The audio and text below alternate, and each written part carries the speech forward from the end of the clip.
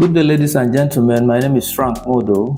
I'm the CEO of Benoli Farms and Food Limited, also the face behind Farmers Delight Food Center, all based in Port Harcourt, Nigeria. Today we'll be talking about African swine fever, how to prevent African swine fever. For some of you that don't know what African swine fever is, it is a highly contagious infection that can lead to about 100% mortality, which means if a farm is infected, it has the capacity of killing, wiping all the pigs. The inspiration behind this video is because of the recent happenings in Port Harcourt. Farms in Port Harcourt are currently being infected, farms are shutting down, farmers are depressed, a lot is happening. So we're going to talk about how to prevent this very deadly infection.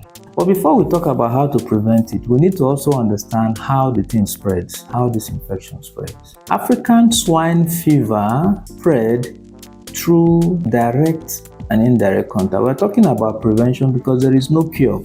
There is no known cure for African swine fever. There is no vaccine for prevention. So it is only for us to understand how it spreads so that we know how to prevent it. Like I said earlier, it is spread through direct and indirect contact. Direct is when an infected pig comes in contact with an uninfected pig. The infection is passed. Indirect spread or indirect contact, I'm going to list all of them out now, how you can get it through this indirect contact. So the first set of people that are very dangerous to your farm are the butchers. Those people that slaughter pigs and sell to final consumers. They are the biggest threat to your farm. So if you're a farmer, especially as at now, if your farm is based in Rivers State, right now is not the time to allow butchers into your farm. You see, they move from farm to farm, move from a farm that is not infected with their contaminated feet, go to another farm. From there, they go to their slaughter, the butcher, they step on the blood and all of that.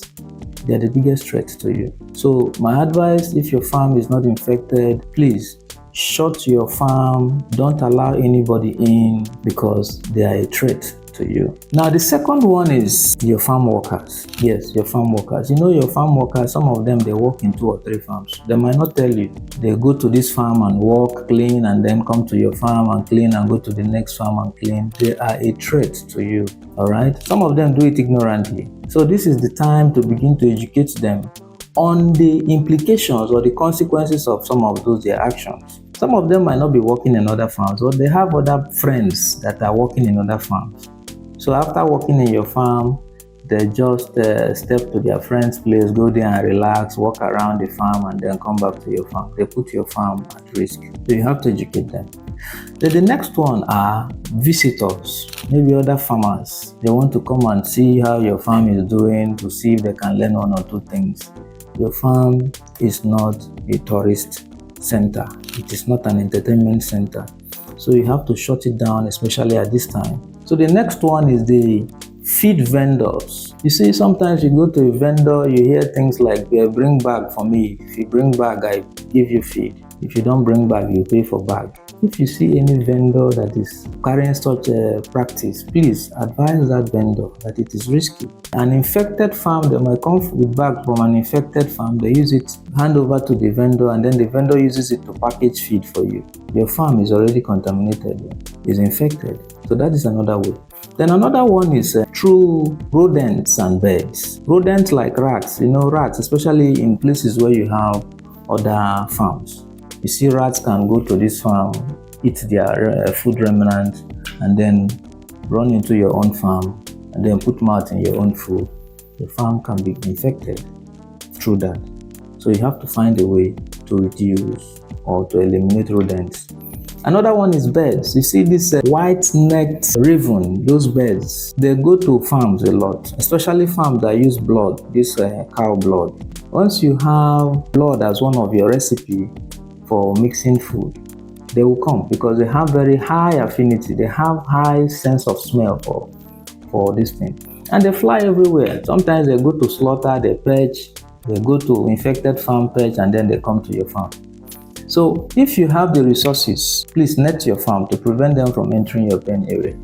If you also use blood meal, what you should do is try to conceal that blood in such a way that they will not have access. So that is it. The next one is the vets. You see, we have a lot of unqualified vets in this our industry. By virtue of them, having worked in a farm for a couple of years, they know how to identify symptoms and know how to administer injection. They have become vets. So they don't even know how to sanitize themselves. So if you are such person that engages the services of some of these vets or these unqualified vets, when they come, please try to sanitize them, try to disinfect them. So that is another way. Then another one is through air. Yes, swine fever has been proven to be transmitted through air. How? If an infected pig sneezes or coughs, it releases the virus into the air. With little wind, this thing can move the virus to over a short distance. So if you have a cluster of farms, this one is for people that stay in clusters. If you have a cluster of farms, you are at risk already, whether you are doing the right thing or not. All right. So because once an infected pig sneezes or coughs, it can easily transmit. It can be carried by wind and it enters the area of someone that is not infected, and before you know, the person will start suffering some of these things. All right. So how do you now prevent it? Biosecurity. Be very strict with biosecurity. All right. Biosecurity is ensuring that people don't come into your farm anyhow. You don't let butchers in. The feed vendor, the person bringing your feed, the vehicle bringing your feed also, you have to be very careful. There are some vehicles that move from farm to farm distributing feed. All right. So you have to be very careful too with the kind of vehicle that brings feed to your farm. If you don't have the resources to buy a vehicle for your farm, then you have to be very careful. You have to vet whoever is bringing feed for you. Make sure that the person does not visit farms to farm. Some of them just go without disinfection. I know these things because we deal on feed. All right. For us, when we deliver feed to any customer, what we do is we take it to our site. We wash it with formalin and hypo. All right. That helps to take away those whatever dangers you must have come in contact with. So biosecurity, make it a culture in your farm. Anybody coming in must be disinfected. You disinfect the feet, you disinfect the hands. Even when you are off the swine fever issue, anybody coming into your farm must be properly disinfected. You get a very strong disinfectant. All right, and then try to disinfect them. Let them understand the implication of them coming into your farm without proper disinfection. Okay, I believe that we have learned one or two from this video. So I'll encourage you to like, share, and comment on this video. Follow our pages on social media, our Facebook handle, our Instagram page, and our TikTok handle. Thank you. I will see you in the next video.